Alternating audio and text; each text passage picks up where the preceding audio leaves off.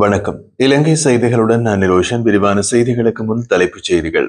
அனர்த்த நிலைமைக்கு மத்தியில் அனர்த்த முகாமைத்துவ குழு மூலம் வழங்கப்பட வேண்டிய சேவைகளை அவசரமாக முன்னெடுக்குமாறு எதிர்க்கட்சித் தலைவர் கோரிக்கை.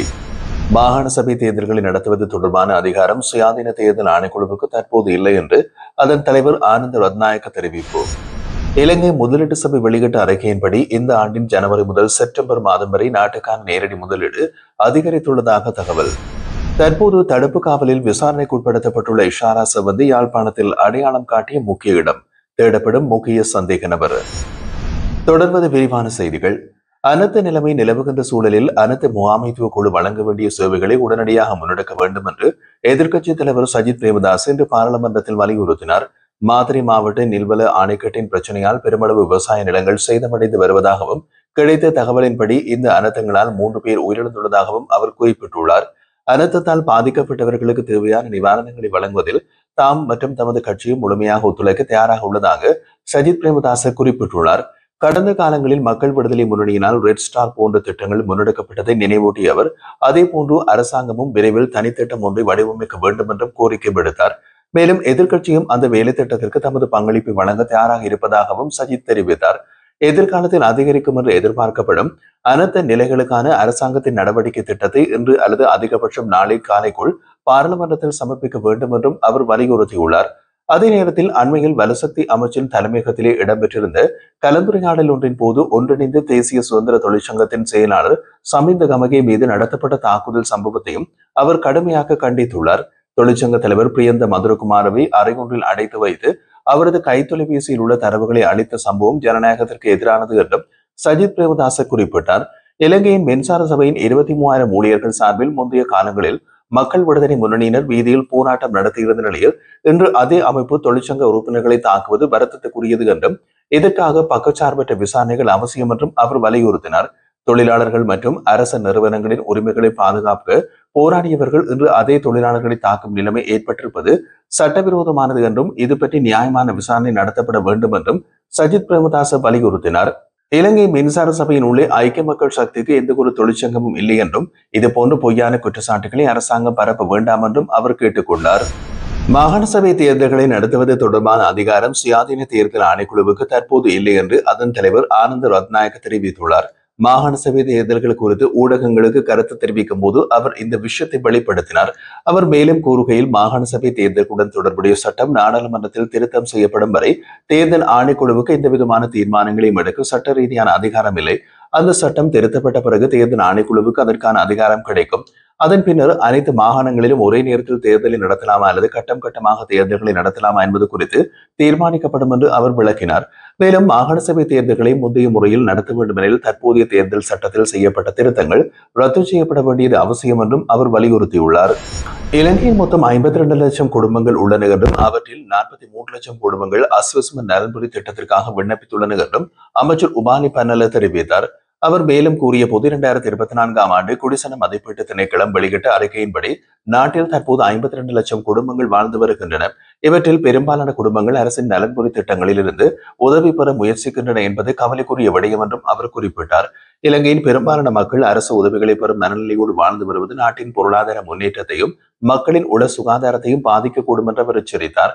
அவர் மேலும் கூறுகையில் அரசில் பல ஆண்டுகளாக நிலவி வந்த சில கலாச்சாரங்கள் மக்கள் இவ்வாறு அரசின் சார்பில் உதவி பெறும் நிலைமைக்கு தள்ளப்படுவதற்கான முக்கிய காரணங்களாக உள்ளன. இத்தகைய நிலைமைக்கு மக்கள் மத்தியில் அரசியல்வாதிகள் இணைந்து தீர்வு காணாத பட்சத்தில் அது இலங்கையின் முன்னேற்ற பாதையில் பெரிய நெருக்கடிகளை ஏற்படுத்தக்கூடும் என்று அமைச்சர் உபாலி பன்னல எச்சரித்துள்ளார். ஐக்கிய தேசிய கட்சியின் புதிய பிரதி பொதுச் செயலாளராக முன்னாள் அமைச்சர் ஹரீன் பெர்னாண்டோ நியமிக்கப்பட்டுள்ளார். அவர் கட்சியின் அரசியல் இயக்க பிரிவின் பிரதி பொதுச் செயலாளராக பொறுப்பேற்றுள்ளார். குறிப்பிடத்தக்க வகையில் இந்த உயர்நிலை பதவி புதிதாக உருவாக்கப்பட்டதாக அறிவிக்கப்பட்டுள்ளது. இந்த நியமனம் உடனடி அமலுக்கு வரும் என்றும் கட்சி தெரிவிக்கின்றது. இந்த பதவியின் கீழ் ஹரீன் பெர்னாண்டோவின் முக்கிய பொறுப்பு நாட்டின் பல்வேறு அரசியல் கட்சிகளை ஒன்றிணைந்து ஒருங்கிணைந்த செயல் திட்டம் ஒன்றை உருவாக்குவதாகும். மேலும் ஐக்கிய தேசிய கட்சியின் புதிய அரசியல் இயக்க முயற்சியின் ஒரு பகுதியாக நாடு முழுவதும் நடத்தப்படவுள்ள 1000க்கும் மேற்பட்ட கூட்டங்கள் மற்றும் பொதுக்கூட்டங்களின் ஏற்பாடுகளை மேற்பார்வையிடும் பொறுப்பும் அவருக்கு வழங்கப்பட்டுள்ளது. இந்த நியமனத்தின் மூலம் கட்சியினை வலுப்படுத்தி நாடளாவிய ரீதியில் அதன் செயற்பாடுகளை மேலும் தீவிரப்படுத்துவதற்கான நடவடிக்கைகளை எடுக்கப்பட உள்ளதாக கட்சி தகவல்கள் தெரிவிக்கின்றன. வடக்கு மாகாண ஆளுநர் நாகலிங்கம் வேதநாயகனும் இலங்கை தமிழர் ஆசிரியர் சங்கத்தின் பிரதிநிதிகளுக்கும் இடையிலான முக்கிய கலந்துரையாடல் ஒன்று இன்றைய தினம் ஆளுநர் செயலகத்தில் நடைபெற்றுள்ளது. இந்த சந்திப்பின் போது வடக்கு மாகாணத்தின் கல்வி அபிவிருத்தி தொடர்பான முன்மொழி ஒன்றை ஆசிரியர் சங்கம் ஆளுநரிடம் கையளித்தது. இதனோடு ஆசிரியர் ஆளணி சீராக்கம் குறித்தும் விரிவாக விவாதிக்கப்பட்டது. மேலும் ஆசிரியர்களை சார்ந்த தரவுகள் அதிகாரிகளிடம் சரியாக இடைப்படுத்தப்படாமல் பல்வேறு நிர்வாக சிக்கல்களுக்கு வழிவகுக்கின்றது என்று ஆசிரியர் சங்கம் சுட்டிக்காட்டியது. அதிகாரிகளால் சமீபத்தில் மேற்கொள்ளப்பட்ட இடமாற்ற நடவடிக்கைகள் குறித்தும் பல விடயங்கள் கலந்துரையாடப்பட்டதாகவும் தெரிவிக்கப்படுகிறது. இலங்கை முதலீடு சபை வெளியிட்டுள்ள அறிக்கையின்படி அந்த அமைப்பால் அங்கீகரிக்கப்பட்ட திட்டங்கள் வழியாக இந்த ஆண்டின் ஜனவரி முதல் செப்டம்பர் மாதம் வரை நாட்டிற்கு வந்த வெளிநாட்டு நேரடி முதலீடு வரவு 827 மில்லியன் அமெரிக்க டாலர் என்று பதிவாகியுள்ளது. இதில் முதலீடுகளுக்காக பெறப்பட்ட வெளிநாட்டு வணிக கடன்களும் இணைக்கப்பட்டுள்ளன. 2024ஆம் ஆண்டின் இதே காலப்பகுதியில் ஒப்பிடும்போது இந்த தொகை 138% உயர்வை காட்டுவதாக அறிக்கையில் குறிப்பிடப்பட்டுள்ளது. மொத்த முதலீட்டின் வரவின் விவரத்தின்படி பங்கு மூலதனம் 133 மில்லியன் டாலராகவும் மறு முதலீடு செய்யப்பட்ட வருவாய் 132 மில்லியன் டாலராகவும் நிறுவனங்களுக்கு இடையிலான வெளிநாட்டு கடன்கள் 231 மில்லியன் டாலராகவும் நீண்டகால வெளிநாட்டு கடன்கள் 331 மில்லியன் டாலராகவும் காணப்படுகிறது. இந்த வளர்ச்சி புதிய முதலீட்டாளர்களின் நாட்டின் பொருளாதாரத்தின் மீது அதிகரித்த நம்பிக்கையினையும் தற்போதைய முதலீட்டாளர்கள் வலுப்பெற வணிக சூழலில் தங்களின் செயல்பாடுகளை விரிவுபடுத்தி வரும் உறுதியினையும் பிரதிபலிப்பதாக இலங்கை முதலீட்டு சபை தெரிவித்துள்ளது. போதைப்பொருள் கடத்தல் குழுவின் முக்கிய உறுப்பினராக கருதப்படும் கனிமுல்லு சஞ்சீவ கொலை வழக்கில் குற்றத்தில் பயன்படுத்தப்பட்ட துப்பாக்கியை வழங்கியதாக கூறப்படும் இஷாரா சிப்பந்தி தற்போது தடுப்பு காவலில் விசாரணைக்கு உட்படுத்தப்பட்டுள்ளார்.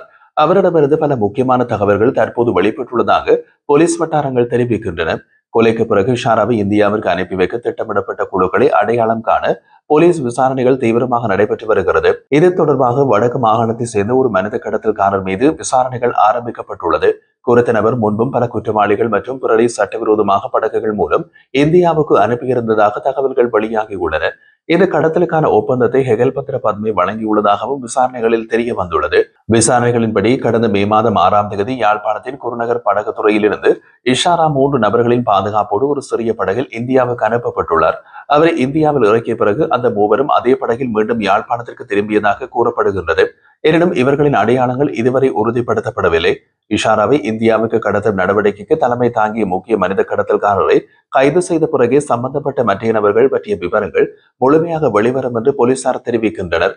இஷாரா தனது வாக்குமூலத்தில் யாழ்ப்பாணத்தில் இருந்து மூவருடன் சிறிய படகில் கடல் கடந்து இந்தியாவிற்கு பயணம் செய்தது மிகவும் ஆபத்தான அனுபவமாக இருந்ததாகவும் படகு கவிழ்ந்து மூழ்கிவிடும் என்ற அச்சத்தில் அழுததாகவும் தெரிவித்துள்ளார். இதற்கிடையில் கொழும்பு குற்றப்பிரிவு அதிகாரிகள் இஷாராவை கிளிநொச்சிக்கு அழைத்து சென்று அவர் தப்பி செல்வதற்கு முன்பு தங்கியிருந்த 2 வீடுகளையும் சோதனை செய்துள்ளனர். அவற்றில் ஒன்றுடன் தொடர்புடைய நபர் ஒருவரை அவர்கள் கைது செய்துள்ளனர். மற்ற வீடு மூடப்பட்டிருந்ததால் அங்கு யாரும் இல்லை என்று அதிகாரிகள் கூறியுள்ளனர். அந்த வீட்டில் வசித்தவர்களை அடையாளம் கண்டு கைது செய்வதற்கான நடவடிக்கைகள் தொடர்ந்து நடைபெற்று வருகிறது. இதன் ஒரு பகுதியாக இஷாரா நேற்று குருநகர் படகுத்துறைக்கு அழைத்து செல்லப்பட்டு போலீஸ் சிறப்பு படையினரின் கடும் பாதுகாப்பில் வடக்கு பகுதிகளுக்கும் கொண்டு செல்லப்பட்டார்.